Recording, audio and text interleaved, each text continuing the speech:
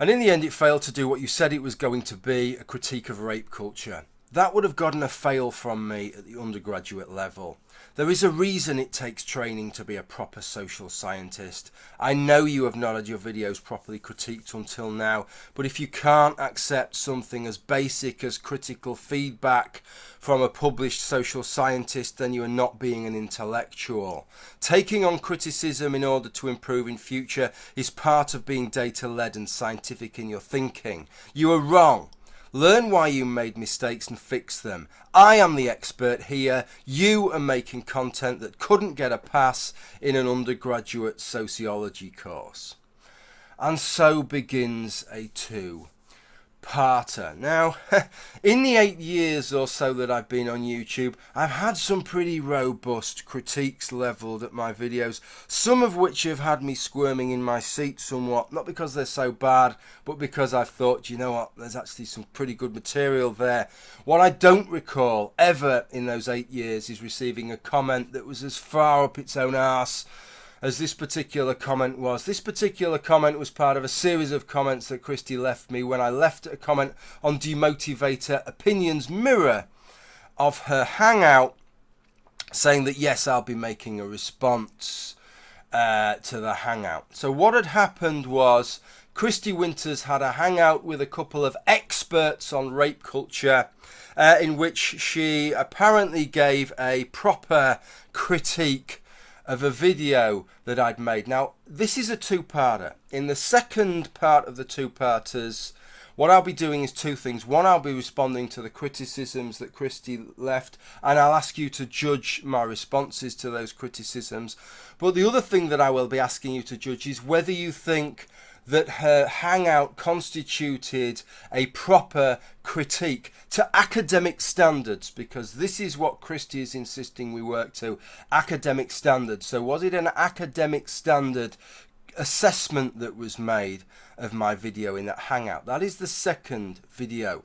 What I want to do in this first video is to give you a little bit of a rundown of the background of this, and then give some comments on the whole idea of applying these standards to YouTube videos, and then to apply the same standards to Kristi's video that talked about rape culture that she's applied to mine. Now, if that's the bit that you would like to hear most of all, that is the time period that you need to jump across to. Pardon me. Otherwise, what I'm going to do, or what I should say, what I intend to do if my lungs don't keep exploding along the way, is to give you a quick rundown first then of how we got where we are. So it started off with a video that Kristi had made called Evidence That Patriarchy is a Real Thing, US Rape Culture and Male Victims. And as part of a response that I left there, and I will be talking about that video later on in this video, I mentioned that I'm going to be making a video related to this, and she said, let me know when you do it and I'll have a look. So I did that, and then she commented, she got back in touch with me to say that she's watched the video, she'll be watching it a second time, and she's planning a response. I then informed a Twitter private message to say, by the way, there's a second part response. If you are planning a response, thought I ought to let you know, because you might want to see that. It's unlisted at the moment. It's only for my Patreon patrons, but I'm giving you a link.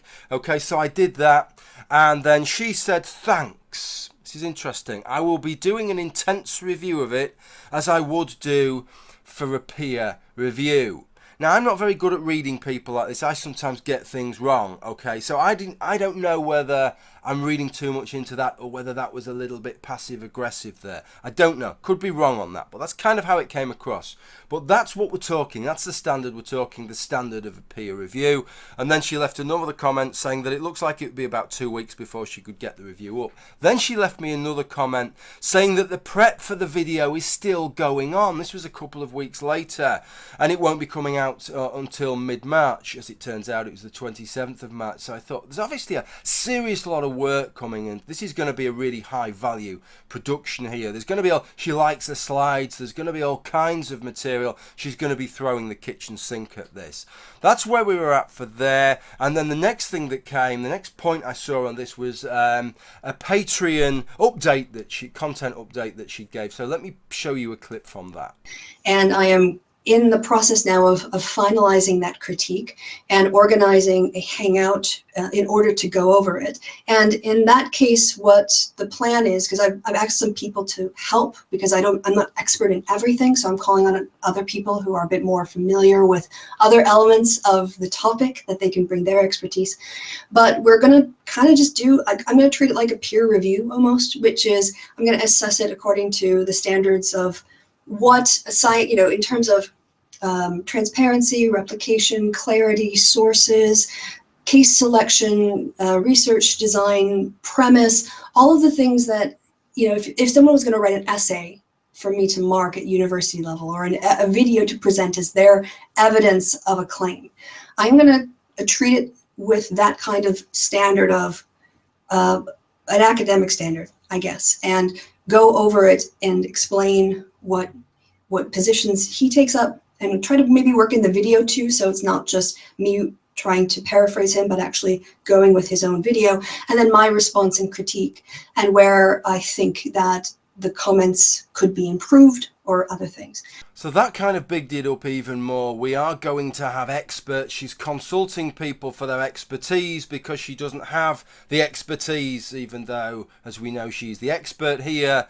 It is going to be of this peer review standard. This is the kind of thing we're looking at, and that she won't be paraphrasing what I have to say. She'll be using clips of me to allow me to formulate my argument in my own words, etc., etc. Now, I'm not going to make the assessment in video 2. I'd like you to make the assessment, but what I can say factually is that she didn't include a single fucking clip of me anywhere within the video.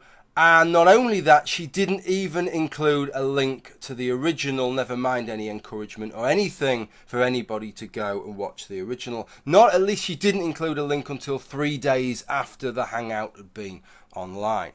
Okay, so that's what we got from that. The next thing I got was a comment to EssenceofThought made a video response to me, and I got involved with an exchange with Kristi in comments there with regard to the National Union of Students and how many people vote at their elections. And then out of the blue, in this exchange between me, David Landon Cole, and Kristi left this comment: the hangout to point out the inadequacies of evidence, research and critical thinking demonstrated by you in your rape culture video will be going online later this weekend. I will compare your video to the standards expected of undergraduate students in social science and demonstrate why your presentation does not meet those basic levels of analysis.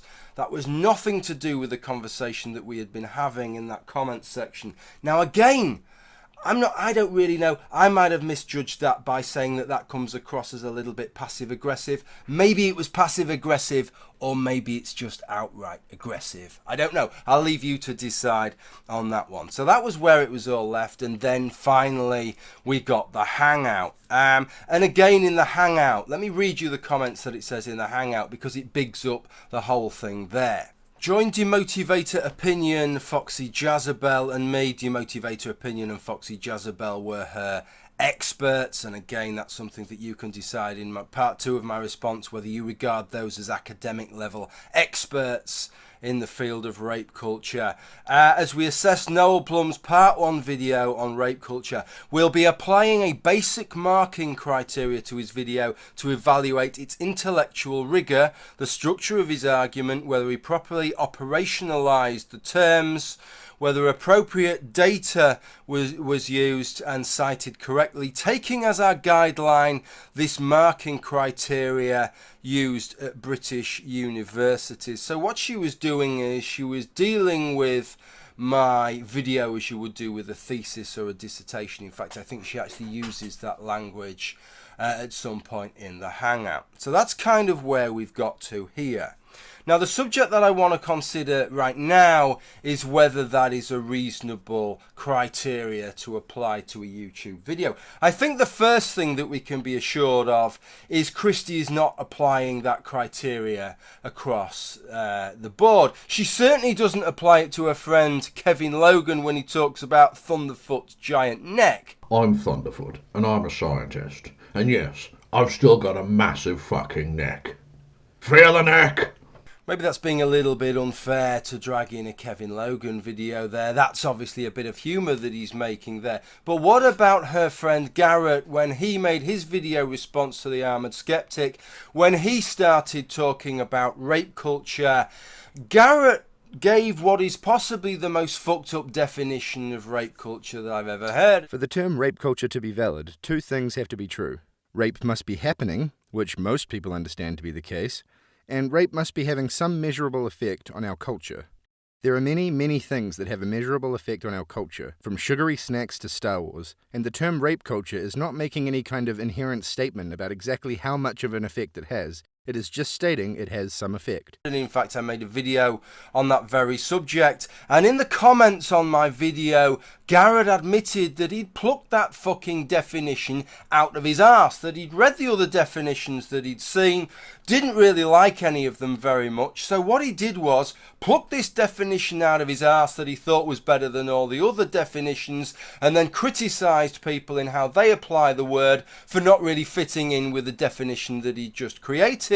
And then later on in the comments came up with another fucking definition which was even worse than the first definition that he'd created. What did Kristi Winters have to say about that video? Did she apply this academic standard? No, she fucking jizzed in her knickers as to how fantastic his video was because it was criticising Armoured Skeptic. No application of academic standards to his treatment of rape culture. And the video that I want to recommend is it's really just a masterclass in how to do response videos. What about Demotivatoropinion? Somebody she regards as an expert on the subject of rape culture and who featured in her hangout as one of her experts, because he did a video about this the other day and he talked about this business of labelling societies as rape cultures. And bear in mind, despite what Kristi Winters said at the beginning, that my video was a critique of rape culture, it never was, and I made it explicitly clear that it was not a critique of rape culture. It was a critique of labelling Western societies, specifically and explicitly the United Kingdom and the United States, as rape cultures, labelling those societies as rape cultured, not of the idea that rape culture exists or that there can be rape culture within those or within any society. When Demotivatoropinion discussed labelling societies as rape cultured, he said it was a meaningless and ridiculous thing to do and he dismissed it. We were in agreement with one another on that point, maybe for slightly different reasons, but in agreement with one another on that point. So I'm not going to cite any specific names here, but just based on reading around the internet and reading about rape culture, I have seen some feminists or some commentators say we live in a rape culture. Honestly, I think, to borrow a phrase that I heard Sam Harris say, because I'm just getting my neocon credentials on, I think that is a distinction without a difference. To say we live in a rape culture is meaningless. It doesn't really describe any differentiation between what a society is supposed to be and what a rape culture is, or the difference between a rape culture and just a regular culture. It sort of just smushes it all together, and I don't think it's very useful. Did Kristi Winters apply her academic standards to Demotivatoropinion's video? Did she criticise his video? No, she liked his video. So there does seem to be some kind of disparity here, which is not what I would have expected from a social scientist. I wouldn't have expected what comes across as perhaps a little bit of bias here, that she's perhaps applying a different standard to people if they are in opposition to her than if they are generally on her side of the argument. That's just a suspicion I have. But what about people that have greater resources? Maybe I should take it as a compliment. She's saying, Jim, you've got greater resources. It's a higher quality of material, perhaps. I don't think that is what she's saying, but let's just be flattered by it for a minute and say that's why she's holding me to this standard. Well, what about Anita Sarkeesian, right? And I bring Anita Sarkeesian up because these social scientists, they just can't stop themselves always mentioning it. And that's a little bit of an ironic comment, which you'll see when you see part 2 of the response, why I phrased that like that. Kristi Winters discussed Anita Sarkeesian in a recent hangout with a friend of hers who's a critical theorist, and they discussed whether or not it is correct to apply academic standards to Anita's video series, and this is what they had to say. In terms of her work, I mean, I think she was trying to talk for a popular audience. I think like anyone who would be doing for a popular audience, she wasn't necessarily going incredibly rigorous, you know, in the sense that if she was doing this as a paper, and I don't know her background. I mean, watching it, I found that it was quite interesting and compelling. If this was at a conference, I would have a whole range, or if this was, if I was peer reviewing this, I'd want to know like what her data sources are and why she looked at this context or another, and why she started at this time period and whatever. But that wasn't really her goal. So I mean, I found it, when people say it's deficient, I say, well, I think you're judging it on a standard that isn't necessarily copacetic to what it was trying to achieve and what its aims were. That sounds great. Let me see if I can get my head around this, Kristi, because you're agreeing with your learned friend there. You can have somebody who at the outset says that they're making a video series that will have genuine academic merit, that raises money on account of that raises over $500,000 to throw at that video series, and the luxury in terms of their longer, proper central videos of only making one video, about every 6 months, that has a team working with her, Kristi, researching on the material and compiling the video, and as she said recently, poring over every single word with a fine-tooth comb. But it wouldn't be fair to apply peer review standards to her video. But oh, fuckface over here, now that's just fine and dandy. That's just the right standard to apply to Mr. Thicko Firefighter's video. I just don't really get... if I was really cynical, right, I'd feel as if you were applying these slightly asymmetric standards based on what you felt about the target rather than whether the material merited it. But maybe that's me just being cynical. But here's the thing, Kristi, right, I wouldn't hold any YouTube video to those standards because I don't think they're appropriate standard. There will be lots of people watching this video who make videos themselves that wouldn't regard that as the right standard for their video, and there will be lots of people that have got degrees such as I've got a degree, or maybe a master's degree or PhD or whatever, right, that have had to write up work, right, that have done theses, that have done dissertations, and they wouldn't want to have to read those out in a video and have people critique those fucking videos and say, well, that was a really dry and boring video, and that was why that didn't work as a video, because it was never intended to work as a fucking video. So there's no way that I would hold anybody to the academic standard when they're making a YouTube video in the way that you claim to do with me, apart from one person, Kristi, and that is you, right? Because if you're going to hold me to that standard, then I think it's absolutely fine and dandy that I hold you to that standard. And before we get on with that business, just let me point something out, that in terms of the kind of egg on face quotient that is involved here, for Mr. Thicky Fireman here to fall short of the academic standard isn't a biggie. After all, what would you really expect? But you're a social scientist, Kristi. You're the expert here. You are the academic. So, whoa, if you fall short of the standard, then I think you've got something that you need to be answering to there, don't you think, Kristi? So, with respect to that, what I want to do, and what I'm not going to do is to make the assessment myself. I'll leave that to the good viewer to do so. So to ask the viewers to make an assessment on your video that I'd left that comment on that triggered all of this, which was your comment on rape culture. This video, evidence that patriarchy is a real thing, US rape culture and male victims. Now, just to give you a brief rundown of what that video was about centrally, Kristi took as her example of patriarchy, Orthodox Christianity, and I don't mean Eastern Orthodoxy, I mean Orthodox Christianity as opposed to heterodox Christianity, in this case mainly Catholicism, Protestantism in the West. That's what she was talking about, and how they are patriarchal in their structure. And that something that they have done is ignored the issue of male rape. That's what she was saying, and saying they've ignored the issue of male rape, and that is an example of rape culture, and that of course that causes real harm. Thus, ergo, patriarchy can lead to harm. Now, the patriarchy can lead to harm bit with regard to that I didn't take issue with. But there were things that I did take issue with. But central to all of this is the definition that she used for rape culture. So allow Kristi to furnish us with her definition in her own words.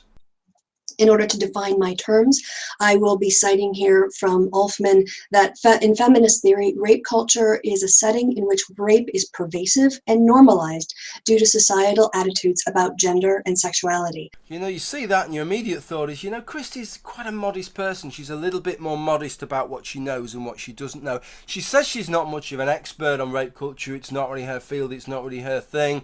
And yet she's citing from a source like Sharna Olfman's The Sexualization of Childhood in terms of getting her definition. If she's got a familiarity with works like that, she must know a little bit more than she's making on.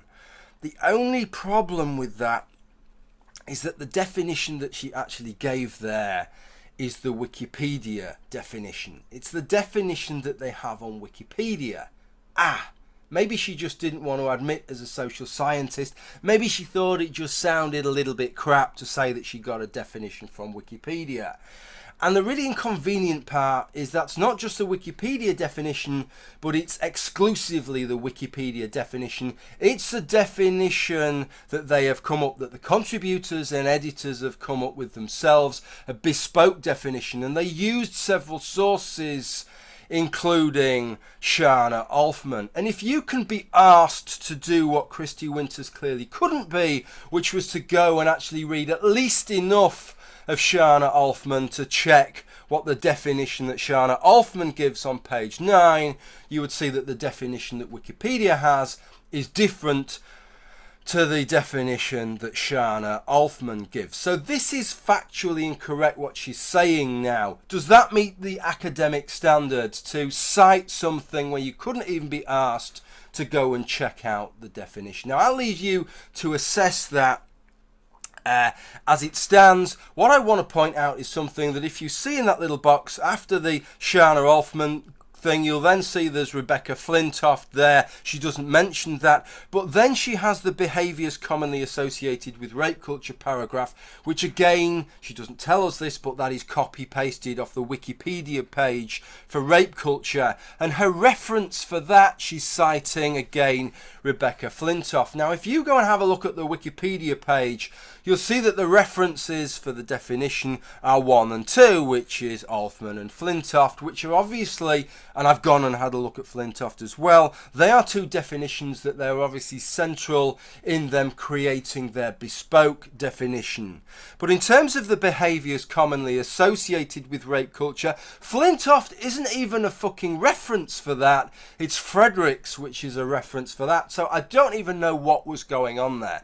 But it's important to realise when I get to talk about what comes on next, to realise that Wikipedia gave 2 references for its definition, which was Sharna Olfman and Rebecca Flintoft. And also bear in mind the components with Wikipedia's definition, which was the pervasiveness and the issue of normalisation of attitude. Those are the 2 factors. So, bearing those things in mind, what she'd said in her video is that the Christian church in the West had ignored the issue of male rape, and that is an example of rape culture. Now, she didn't outline how that fits in with the definition, but of course it has to fit in with her definition that ignoring something has to in some way constitute normalization. This was the comment that I left in response.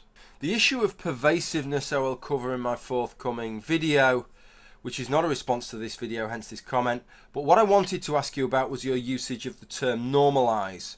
To apply it such as you did, I was trying to grasp as to what specific aspect of what had taken place could reasonably be regarded as normalization without leading to more problems than it solves. I took your historical run through to say that male on male sexual assault had been overlooked, ignored, etc., and that it is this that had led to the problems of society overlooking such crimes. I struggle to see how overlooking something is in any way a form of normalization. Otherwise, think of all the absurdities we get. Iran is normalizing homosexual sex by proclaiming no gay men live in its country. So I accept your analysis of the problem. I accept it is a problem, but it is a problem of turning a blind eye and not one of normalization. or at least I assume not in lieu of a definition from you. P.S. This is the Wikipedia definition from which I've been working to. I would say it explicitly precludes ignoring something and holding it to be unnatural. Normalization refers to social processes through which ideas and actions come to be seen as normal and become taken for granted or natural in everyday life. So this was the issue that I had. The Wikipedia definition only really includes issues of pervasiveness, how much of something is taking place, and issues of normalization. And it's normalization of attitude, not normalization of occurrence. Be aware of that. It has to fit in with that definition. That Wikipedia definition of normalization that I gave at the end of that snippet there. Okay, and ignore doesn't really fit in with that. I gave the example of Iran just to embellish on that. Think of how homosexuality has been normalized within Western societies over the past 5 or 6 decades. That has only happened not because we've ignored it, not because we've brushed it under the carpet, but rather because we've had those discussions. Even at times, if they can be vitriolic discussions, you have to have those discussions. You have to bring something to the surface and admit it exists before you can normalize it as part of society. Contrast that with the situation in Iran and, of course, Ahmadinejad, the president of a couple of years back, who famously claimed that homosexuality was not a problem in Iran because there were no gay men in Iran. In the first place, right? How can homosexuality ever be normalized in Iran with those kinds of attitudes? So that was the issue that I had with this video. And does it meet the academic standard, this video, to simply apply that definition of rape culture to this business of ignoring something without explaining and justifying how that takes place? It fell flat in that regard for me, but I'm interested in what you think about this. But this is the real kicker, right? If Kristi Winters had been asked to just read the tiny fragments of the references that she'd cited, then what she would have known is that the second of the references that Wikipedia gave in its definition of rape culture would have done the work that she needed to do. So let me show you the Rebecca Flintoft document here. Rape culture describes a culture in which rape and other sexual violence is common, and the prevalent attitudes, norms and practices of culture normalize, condone, excuse, encourage or ignore rape and other forms of sexual violence. If only she'd been asked to read the things that she'd cited, she had the perfect definition there. She could have used Rebecca Flintoft's definition in lieu of the Wikipedia definition that she thought was Olfman's definition, and then she would have had a definition that included ignore, and that would have covered her bases, and my objection would have failed. So that pretty much draws a line under this part of the video. In the second part of the video, I'll be talking about Kristi Winters' hangout, and in the footnotes of this video, I'll leave a link to that hangout. Now, I know that most of you will not want to watch the full hour and 40 minutes. It was about me, or at least it was supposed to be all about me and my video,